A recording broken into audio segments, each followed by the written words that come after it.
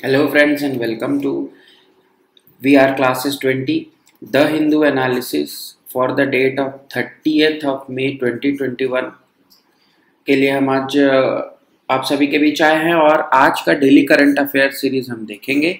So let's start our today's news analysis. But before that, यदि आपने channel को subscribe नहीं किया तो जल्दी से सब्सक्राइब बटन दबा दीजिए और यदि आपको वीडियो अच्छी लगे तो लाइक जरूर कर दीजिएगा। So let's start our today's discussion.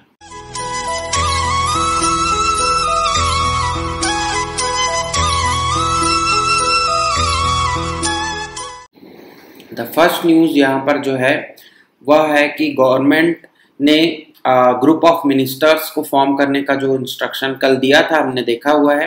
कल का वीडियो एनालिसिस आप जरूर देख लीजिएगा। तो कोविड-19 के जो एसेंशियल सप्लाईज है उनको मेंटेन करने के लिए तो वहाँ पर 8 जून तक जो है वो रिपोर्ट सौंपने को कहा है जीएसटी काउंसिल ने। तो वहाँ देख लेते हैं कि कौन है। तो मेघालय के जो चीफ मिनिस्टर हैं श्री कोनराड सांगमा जी, उन्हें convener of the 8 member government of ministers का बनाया गया है। और यहाँ पर आप देख सकते हैं डिप्टी सीएम जो हैं महाराष्ट्र के श्री अजीत पवार, उन्हें भी इस कमेटी में जगह मिली है। तो ऐसा करके 8 मेंबर्स ये कमेटी है। आप इनके नाम बस याद रखिए, लेड बाय कोनराड सांगमा। ठीक है, अब हम आगे बढ़ेंगे। द सेकेंड न्यूज और important for our point of view is 13 more collectors can get grant citizenship. ठीक है, उनको सिटीजनशिप के लिए ग्रांट करने का अथॉरिटी मिल गया है। अब ये क्या चीज है? तो the ministry of home affairs has empowered 13 district collectors. कौन कौन से स्टेट से हैं? तो गुजरात, छत्तीसगढ़, सीजीपीएससी वाले इंपॉर्टेंट है, ध्यान देंगे, राजस्थान, हरियाणा एंड पंजाब। तो इनको क्या मिला है? To grant the citizenship certificates. किनको दे सकते हैं? तो 6 माइनॉरिटी कम्युनिटीज जो कि पाकिस्तान, बांग्लादेश और अफगानिस्तान को बिलोंग करते हैं। ये हमने देखा था कि सिटीजनशिप अमेंडमेंट जो एक्ट आया हुआ था वह हालांकि अभी तक पेंडिंग है उसका इफेक्ट में आना, लेकिन वहां पर लिखा हुआ है कि they will be the prosecuted minorities will be granted citizenship. अब 28 मई नोटिफिकेशन में क्या लिखा है कि जो लीगल माइग्रेंट्स हैं, ठीक है, जो कि पासपोर्ट या वीजा के थ्रू आए हैं, जो कि हिंदू, सिख, बुद्धिस्ट, जैन, पारसी और क्रिश्चियन कम्युनिटी को बिलोंग करते हैं फ्रॉम पाकिस्तान, बांग्लादेश एंड अफगानिस्तान, और जिन्होंने सिटीजनशिप अप्लाई की हुई है under section 5 bye registration and under section 6 bye naturalisation of the citizenship act 1955। तो ये दो तरीके से एप्लीकेशन हो सकती है, बाय रजिस्ट्रेशन, पंजीकरण, और बाय नेचुरलाइजेशन। ठीक है, अब यहाँ पर उन्हें अथॉरिटी देने की बात कही है। और जो CAA है वह रिड्यूस करता है मैंडेटरी रिक्वायरमेंट ऑफ 11 ईयर्स जो एग्रीगेट था उसको टू 5 ईयर्स। ठीक है, फॉर सिटीजनशिप। तो यहाँ पर जो चेंज आया हुआ था इसके तहत the ministry of home affairs, उनको जो है वह अथॉरिटी है। हम यहाँ देखेंगे कि सिटीजनशिप जो है it is a central subject, मतलब आप बोल सकते हैं कि सिटीजनशिप जो है वह यूनियन लिस्ट में आता है। ठीक है, यूनियन लिस्ट में आता है because it is a central subject. और home ministry has delegated powers to the states through gazette notification under section 16 of the Citizenship Act 1955। अब MHA जो है मिनिस्ट्री ऑफ होम अफेयर्स, वो स्टेट को grant कर सकता है द पावर्स। ठीक है, फिर बेस्ड ऑन जो सिटीजनशिप एक्वायरमेंट है वो 8 ग्राउंड पर एक्वायर की जा सकती है। सबसे पहला है registration made by a person of Indian origin. ठीक है, सेकंड है a person married to an Indian, ये भी हो सकता है। थर्ड इज माइनर चाइल्ड जो कि उनके 18 ईयर से कम है, जिनके पेरेंट्स हैं registered as citizen of India. Fourth is by a person whose either parents was a citizen of independent India. Fifth है overseas citizenship of India, OCI जिनको आप बोलते हैं। Sixth is by naturalization. Seventh is by registration of a child at an Indian consulate. ठीक है, और यहाँ पर एक छूट गया था जो कि by person migrated to India. ठीक, तो इस तरह से 8 टाइप्स के ग्राउंड्स पर ये जो इंडियन सिटीजनशिप है वह एक्वायर की जा सकती है। फ्रेश नोटिफिकेशन में कहा गया है कि द स्टेट्स, ठीक है, उनके कलेक्टर्स को पावर दी गई है। तो छत्तीसगढ़ पीएससी वाले ध्यान देंगे कि दुर्ग एंड बलौदाबाजार ये 2 डिस्ट्रिक्ट कलेक्टर को अथॉरिटी दिए हैं in Chhattisgarh to grant this citizenship. तो आई थिंक कि ये वाला आर्टिकल आपको समझ में आ गया होगा। इसके अलावा यदि आपको और भी ज़्यादा कुछ समझना है तो आप एक बार सिटीजनशिप एक्ट जरूर पढ़ लीजिएगा 1955 and also the part 2 of the constitution जिसको आप सिटीजनशिप बोलते हैं, आर्टिकल 5 to 11, ये जरूर आप देख लीजिएगा। हम बढ़ेंगे नेक्स्ट आर्टिकल की ओर and the next article is about the covid relief और ₹10 लाख का कॉर्पस एक देंगी फंड जो कि चिल्ड्रंस को मिलेगा, ठीक है, जो कि ऑर्फेंड है, ठीक है, या तो उनके कोई एक पेरेंट्स या दोनों पेरेंट्स ऐसे सिचुएशन में वो लॉस कर दिए हैं जबकि कोविड-19 चल रहा था। तो what is about this news? तो पीएम केयर्स फॉर चिल्ड्रन ये एक स्कीम लॉन्च किए हैं जिसके तहत जो कि ऑर्फेंड हैं ड्यू टू द कोविड-19 उनको रिलीफ मिलेगा। तो यहाँ पर जो है क्राइटेरिया लिखा हुआ है, children who have lost both the parents और द लोन सर्वाइविंग पेरेंट और देयर लीगल गार्डियन और अडॉप्टिव पेरेंट ड्यू टू कोविड-19 will be supported under the scheme. तो इतने सारे उनके सपोर्टिंग है, तो ये आप जरूर लिख लीजिएगा जब भी आप नोट्स बनाएंगे, यहाँ पर आपको लिखने आ सकता है। तो 10 लाख का इनका जो पैकेज है वह कैसे में इनको मिलेगा वह इस पैराग्राफ में लिखा हुआ है, जहाँ पर व्हेन अ चिल्ड्रन टर्न्स 18, जब वो 18 साल का हो जाएगा तो ही और she will draw a monthly stipend from the corpus of 10 lakh rupees in order to meet expenses for personal needs and higher education. ठीक है, उस पर क्या मिलेगा, उनको मंथली स्टाइपेंड मिलेगा। और जब 23 साल के वो हो जाएंगे तो the child will get the entire rupees 10 lakh. इसका मतलब है कि 18 साल के बाद उन्हें इसका जो मंथली स्टाइपेंड बेनिफिट मिलेगा और 23 इयर्स पर उनको क्या मिल जाएगा, ये जो 10 लाख रुपीज है ये इनको मिल जाएगा।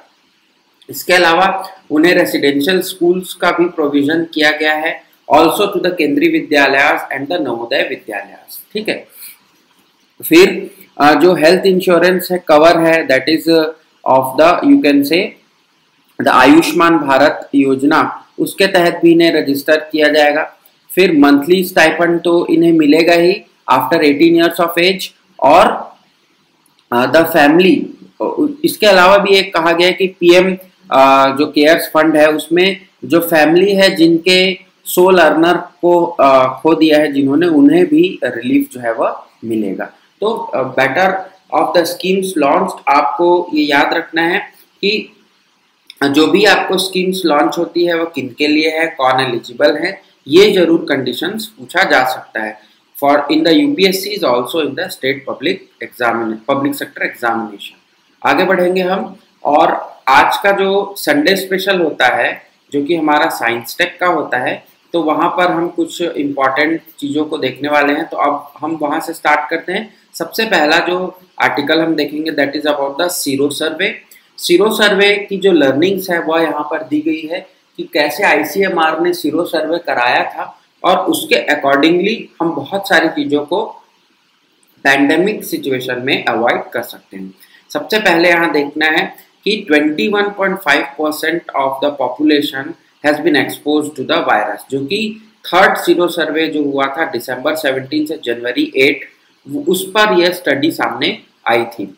और जबकि 23 ऑफ मई जब इंडिया ने 3% ऑफ द पॉपुलेशन को वैक्सीनेट कर दिया है, double vaccinated, and only 10.9% has received the single dose.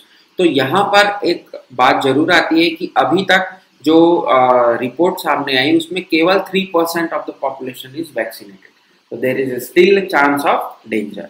अब बात करते हैं कि सीरो सर्वे इंपॉर्टेंट क्यों है। तो serology surveys that takes blood samples from the participants and measure antibodies to check past exposure to the virus। ठीक है, वायरस के एक्सपोजर को चेक करता है ये, ब्लड सैंपल यहाँ कलेक्ट किया जाता है to study the antibodies. Researchers ने यहाँ इंटरेस्ट दिखाया in a class of antibodies called immunoglobulin G that is IgG, जो कि लॉन्गेस्ट टाइम तक परसिस्ट करता है और वायरस को कोरोना वायरस को प्रिवेंट करता है from proliferating, and so their longevity and numbers are proxies to immunity against future infections. तो ये जो आपका एंटीबॉडी है, इसको स्टडी के लिए बहुत ज़्यादा रिसर्चर्स ने क्या किया है, इंटरेस्ट दिखाया है। आप इसका नाम जरूर याद रखिएगा। ठीक, अब हम इसी न्यूज़ में आगे और एक चीज़ को देखते हैं जो कि बहुत इम्पॉर्टेंट है कि सीरोलॉजी जो है वह क्या इम्पॉर्टेंट है फॉर रिवील द एक्सपोजर। तो यहाँ जो है जरूर कहा गया है कि क्वेश्चन बनता है कि क्या सीरोलॉजिकल सर्वे जो है वो इंफॉर्मेशन प्रोवाइड करती है अगेंस्ट दिस पैंडेमिक। तो इसका आंसर जो है वो यहाँ पर दिया हुआ है, the specific blood analysis test, इसको क्या बोलते हैं, assays, can be used to check if antibodies produced by the body are targeting the spike region of the corona virus और an inner envelope containing its genetic material called the nucleocapsids. ठीक है, ये बहुत important है कि यदि उनको target कर रहे हैं तभी हमारा जो वायरस है वह क्या हो सकता है, हट सकता है और पेंडेमिक से हम निकल सकते हैं। Antibodies against the spike are believe to be more relevant to preventing future infections and hence a better proxy for the immunity. यही चीज जो है वो इम्पोर्टेंट है। They can also provide inputs for improving vaccine. तो surveys जरूरी नहीं है कि only for the data analysis हो, but it can also provide for the improving the vaccine also. तो फ्यूचरिस्टिक इनका ज़्यादा है। और तीसरी जो लहर बोल रहे हैं, द थर्ड वेव, उसमें ये जो सर्वे है ये जरूर इम्पॉर्टेंट बन जाता है। तो बढ़ेंगे नेक्स्ट आर्टिकल की ओर। Next article is again related to the pandemic and also against the black fungus. तो ब्लैक फंगस के लिए एक ओरल सोल्यूशन बनाया है IIT हैदराबाद की टीम ने, और ये टेक्नोलॉजी अब ट्रांसफर करेंगे टू द फार्मास्यूटिकल फर्म्स। यहाँ पर देख लेते हैं काला अजहर, जो कि आपका ट्रीटमेंट है वही यूज कर रहे हैं for the black fungus and other fungals in the country. तो काला अजहर का जो ड्रग है उसे ही यूज किया जाता है। तो जो टीम थी जो IIT हैदराबाद की, उन्होंने कहा है कि उन्होंने स्टडी किया और 2019 में, और oral nanofibrous amphotericin B, that is AMB, to effective for the kala azar. और इस पर ही स्टडी उन्होंने किया है। यदि वैक्सीन जो है वह जो ड्रग है वह आ जाता है पिक्चर में, तो वहां पर जब न्यूज आएगी तो we will cover, but study जो है वह यहाँ पर दिया हुआ है। आगे बढ़ेंगे हम, and this is an article about Lakshadweep. बहुत ही हॉट टॉपिक बन चुका है अब Lakshadweep due to the administrative reforms. तो यहाँ पर जरूर एक आर्टिकल वहाँ आया हुआ है, बट हमें लक्षद्वीप के बारे में बहुत अच्छी जानकारी यहाँ मिल जाएगी। तो चलिए देखते हैं। यहाँ पर लक्षद्वीप का जो अर्लीस्ट नोन रेफरेंस दिया गया है वह दिया गया था मूशिका वंश में। ठीक है, जो कि 11th सेंचुरी की एक वर्क है, in which a king is said to have ruled some island in the western ocean. तो सबसे पहले वर्णन कहाँ लिखा गया है, मूशिका वंश में। ये आपको याद रखना है। अब आइलैंड का एक चेन है जहां पर 96% ऑफ द मुस्लिम पॉपुलेशन रहती है, और एडवेंट ऑफ इस्लाम को बोल सकते हैं कि एक सेंट थे जिनका नाम था उबैदुल्ला। ठीक है, उबैदुल्ला, जो कि यहाँ पर आए एमिनी में in the 7th of AD, और उन्होंने क्या किया, इस्लाम को यहाँ फ्लरिश कराया। फिर एंड्रोथ आइलैंड, इसका नाम आप याद रखिए, which is the largest in the group, Androth island, इसको आपको याद रखना है। अब हम थोड़ा ब्रिटिश एरा की बात कर ले, तो British system of having 2 separate collectorates, जो कि मालाबार था फॉर द लक्षद्वीप ग्रुप और मैंगलोर था फॉर द MNDB ग्रुप, जो 1956 तक ऐसे ही चलता रहा। फिर 1956 में इसे यूनियन टेरिटरी बना दिया गया एक करके, और 1973 में इन ग्रुप्स ऑफ आइलैंड्स को लक्षद्वीप नाम दिया गया। ये बहुत इंपॉर्टेंट फैक्ट है। अब 36 आइलैंड ग्रुप है ये, जो कि 70,000 पीपल्स को इनहेबिट करता है on the 10 islands and with vast lagoons covering 4200 square kilometre area. यहाँ का एक देखिए 10 आइलैंड्स में ही आपके इनहेबिशन है, मतलब बाकी rest of the islands are non inhabited. ठीक है, ये भी आपको याद रखना है। अब जो इम्पॉर्टेंट चीज यहाँ पर और आपको देखना है कि जो लक्षद्वीप का जो डेवलपमेंट कॉरपोरेशन था वह फॉर्म हुआ था 1980s में, और अभी जो कहा गया है कि there will be an authority और न्यू एडमिनिस्ट्रेटर के अप्रोच से जो कि बीफ को बैन किए हैं और एक गुंडा एक्ट लेकर के आए हैं, जो कि वाइड स्प्रेड प्रोटेस्ट हुआ है अमंग द आइलैंडर्स। तो इनका जो फाइनल कंक्लूजन होगा वह देखेंगे जरूर, बट लक्षद्वीप के बारे में जो इम्पोर्टेंट इन्फॉर्मेशन थी जो हमें इस आर्टिकल से लेनी थी वो हमें जरूर हो जाता है। हो सकता है कि आपको यूपीएससी यहाँ से क्वेश्चन पूछ दे। बढ़ेंगे नेक्स्ट आर्टिकल की ओर, and the next article is the consequences of the cyclone Yaas on Sundarbans. तो सुंदरबंस जो है वह पास्ट 3 ईयर से देखेंगे कि जो कि 5 मिलियन पीपल को वहाँ रहते हैं, उनके लिए 4 ट्रॉपिकल साइक्लोन्स लेकर के आया लास्ट 3 ईयर्स। पहला था फैनी जो कि 2019 में आया, बुलबुल आया जो कि 2019 में आया, अम्फन मई 2020 एंड यास इन मई 2021। तो ये चारों तूफान के नाम आपको याद रखने सबसे पहली चीज। उसके बाद यहाँ पर दिया है एक और इम्पॉर्टेंट फैक्ट, दैट इज घोरामारा। घोरामारा जो है वह एक आइलैंड है जो कि डूब रहा है सी में, और हाउसेस हैं और लैंड्स है वो अंडर वाटर होते जा रहे हैं हर साल।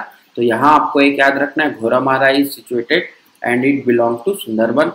एक और आइलैंड का नाम दिया है सागर आइलैंड, जिसको आप गंगा सागर के नाम से जानते हैं। The biggest island of the Sundarban chain, ये भी आपको याद रखना है। और गंगा सागर का मेला यहाँ लगता है, कब लगता है तो मकर संक्रांति में, वह भी डैमेज को सफर कर रहा है। तो ये चीजें आपको पेपर जब आप न्यूज़पेपर रीड करते हैं तो ये सारी चीजें आपको पता चलती है। अपार्ट फ्रॉम दिस मैं आपको सजेस्ट करूंगा कि सुंदरबन के बारे में आप जरूर एक बार देख लीजिएगा। मैंग्रोव फॉरेस्ट यहाँ पाए जाते हैं और द बिगेस्ट रिवर डेल्टा आपको यहाँ देखने को मिलेगा, तो जरूर आप पढ़ लीजिएगा। और ये एक और न्यूज यहाँ पर आर्टिकल दिया हुआ है इन द फ्रीक्वेंटली आस्क्ड, और यहाँ एक नया टर्म आपको दिखेगा, निएंडरथल्स। ठीक, तो यहाँ ऑथर ने एक निएंडर वैली है जगह जो कि जर्मनी में है, वहां पर इन्हें निएंडरथल्स कहा जाता है। इनके बारे में एक प्री आयरन एज मैन के बारे में यहाँ उन्होंने बातें की हैं, तो ये आप पढ़ लीजिएगा। बहुत ज़्यादा यहाँ से तो थियोरेटिकल पॉइंट ऑफ व्यू से इम्पॉर्टेंट नहीं है, बट यदि आपको इंटरेस्ट है in the history pre historic man's तो आप जरूर इसे देख लीजिएगा। वैसे तो आज बहुत सारी न्यूज़ थी, संडे का हमारा साइंस टेक स्पेशल भी आता है, बट साइंस टेक स्पेशल में आज बहुत ज़्यादा कुछ कवर करने को नहीं था।